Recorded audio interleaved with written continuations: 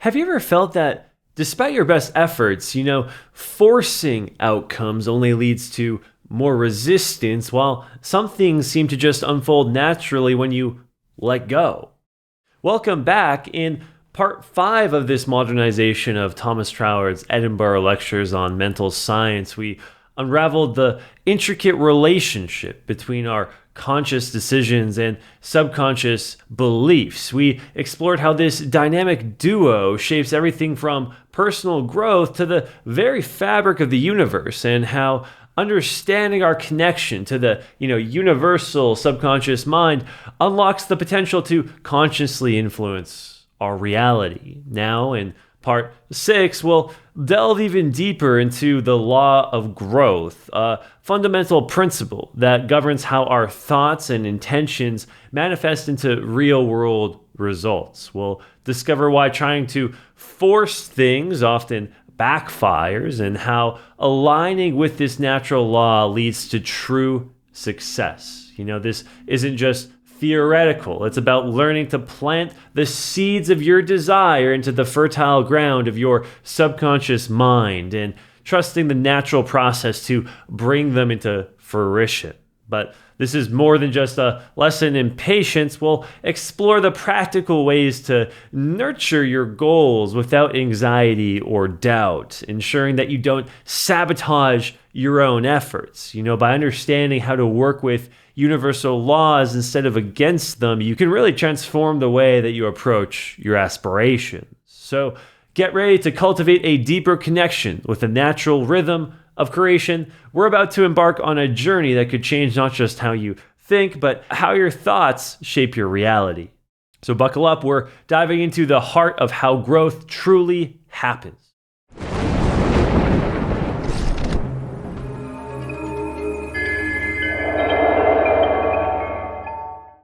Understanding the law of growth is crucial for anyone studying mental science. The key thing to realize about nature is that it's natural. It follows its own course. We might try to bend or disrupt nature's order, but in the end, it always prevails.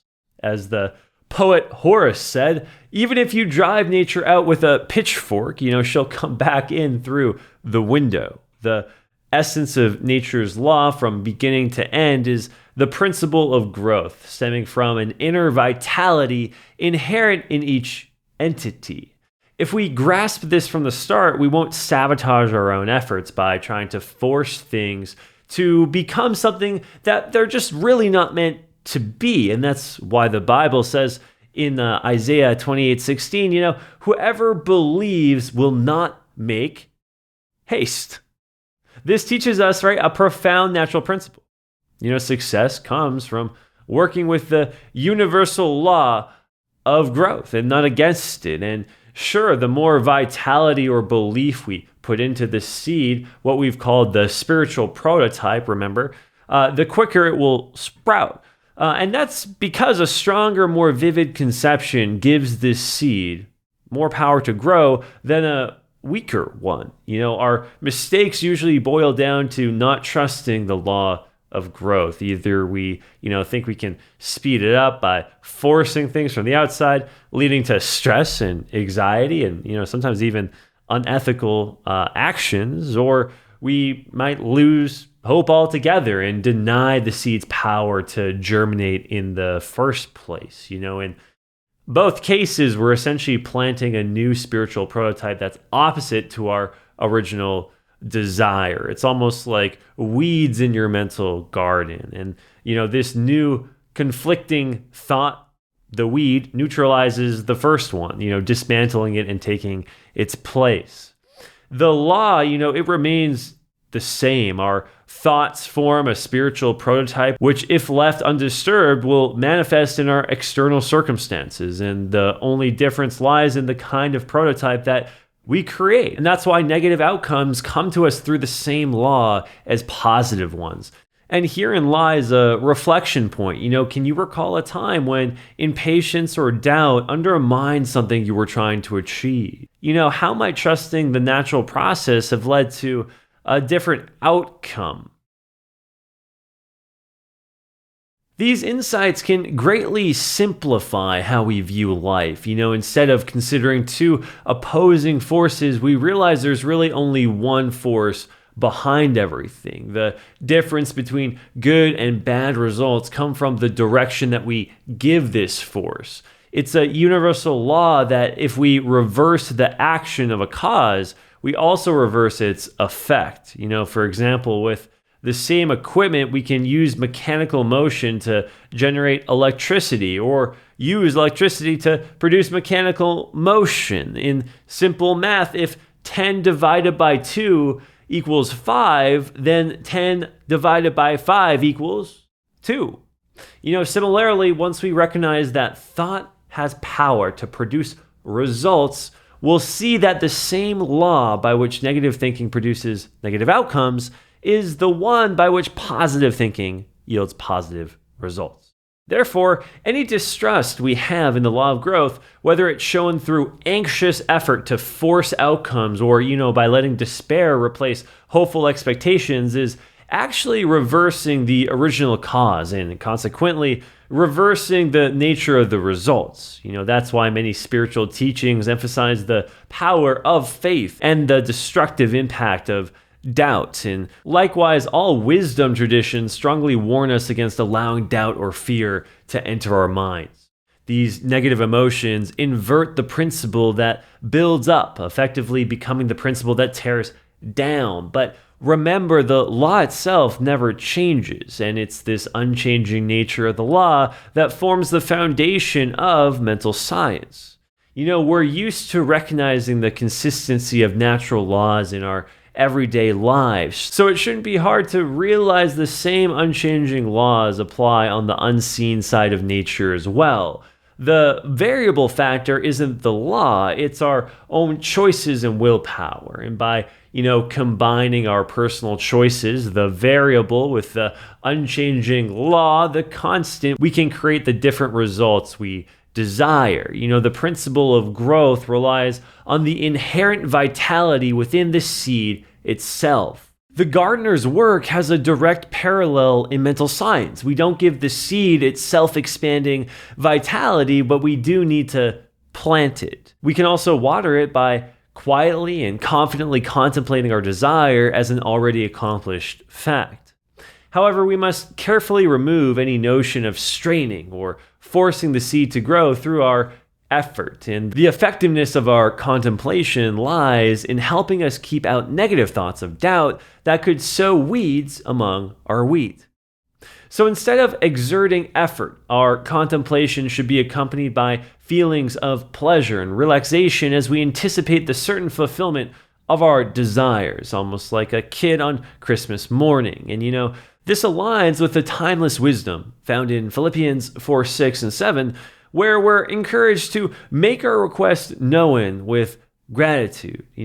This scripture reminds us that we don't need to be anxious, and everything we desire can be brought forth through prayer and thanksgiving. And it's the same with the law of being. The law is already complete and perfect. It only requires our recognition. And when we approach it with a heart of gratitude, trusting in unfailing nature, we allow it to work for us, bringing peace that transcends all understanding. And we can use this law to any extent we wish simply by acknowledging its power and aligning with it. And herein lies another reflection point. How can you cultivate a mindset of trust and gratitude while waiting for your goals to manifest? What practices might help you maintain a positive focus? Visualization, like any other skill, can be improved with consistent practice. Some people may naturally find it easier to create vivid mental images, which can serve as a helpful tool for understanding how the law operates. For these individuals, being able to see their goals in their mind's eye can strengthen their belief in the unseen forces at work. But if visualization doesn't come easily to you, there's no need to worry, because there are other ways that you can tap into the law's power. The other thing you need to consider is improving your ability to visualize is like developing any other mental or physical skill. The more you engage with it by focusing on specific images, practicing relaxation techniques, or even working with guided imagery, the clearer your mental picture will become. Visualization isn't about perfection. It's about creating a mental space where you're actively engaging with your desires. Over time with practice, your capacity to visualize grows sharper and more defined. However, visualization is just one approach. If you're more logically or scientifically inclined, you can relate to the law of growth by seeing it as the creative force that operates behind everything in nature. And just as seeds grow into plants without us seeing the process beneath the soil, the law works on our desires and intentions on an unseen plane, bringing them into fruition over time. For those with a mathematical mindset, you can think of this process in terms of geometry, where all solid shapes are generated from the movement of a point. As Euclid tells us, a point has no parts or magnitude, existing purely as an abstract idea. And similarly, the spiritual essence or nucleus from which all things arise is an unseen, intangible force. And it may be abstract, but with focus and practice, we learn to recognize its effects as it shapes our reality, just as a point moves to form tangible shapes. Ultimately, whether through visualization, logic, or abstract thought, or a combination of all of which, the principle remains the same. By engaging with the law on the mental or spiritual plane, you activate the forces that manifest your desires in the physical world. And with time and effort, anyone can strengthen their ability to connect with this unseen creative power. As Hebrews 11:1 puts it, faith is the substance of things hoped for, the evidence of things not seen. We need to develop a mindset where we not only perceive the reality of this unseen substance, but actively engage with it, and recognizing that we are working with the very essence from which all visible things are merely expression. Our mental creations are not fleeting thoughts, but spiritual realities in the making. And by trusting the law of growth, we release control and allow the process to unfold, knowing that just as seeds grow in silence beneath the soil, so too do our desires take root and blossom in their own perfect time. Our task is to have faith, stay aligned, and let the invisible forces work in our favor. Now that we've explored the law of growth and learned how trusting the natural process leads to the fulfillment of our desires, it's time to take our understanding even further. We've seen how patience, faith, and aligning with universal principles can transform our thoughts into reality. By nurturing our mental seeds without forcing or doubting, we've set the stage for true manifestation. But here's where things get even more interesting. The next crucial element is receptivity. You might be diligently planting and nurturing your desires, but are you truly open to receiving them? Sometimes the very barriers that prevent our manifestations from materializing are the ones that we unknowingly put up ourselves. So in part 7, receptivity, we'll dive into how being open and attuned to the universal intelligence can make all the difference. We'll discuss how recognizing the infinite personalness of the universal mind allows us to tap into the wellspring of wisdom and opportunity. It's about realizing that we're not separate from the vast intelligence, but intrinsically connected to it. And we'll uncover how shifting from a mindset of limitation to one of expansive receptivity enables us to not only anticipate, but also recognize and embrace the avenues through which our desires come into fruition. By understanding and aligning ourselves with this universal consciousness, we open the floodgates to infinite possibilities. Until then, keep nurturing your inner garden with patience and positivity. The universe is poised to respond. The question is, are you ready to receive? Thanks so much for watching. If you enjoyed this video and you want to dive even deeper into the mastery of mental science, go to betterthought.com and subscribe to my newsletter. Not only will you find bonus material to complement what you just learned, but you'll be notified as soon as the next video in the series is released. So go to betterthought.com now and subscribe so we can continue this journey together. Until next time, Godspeed.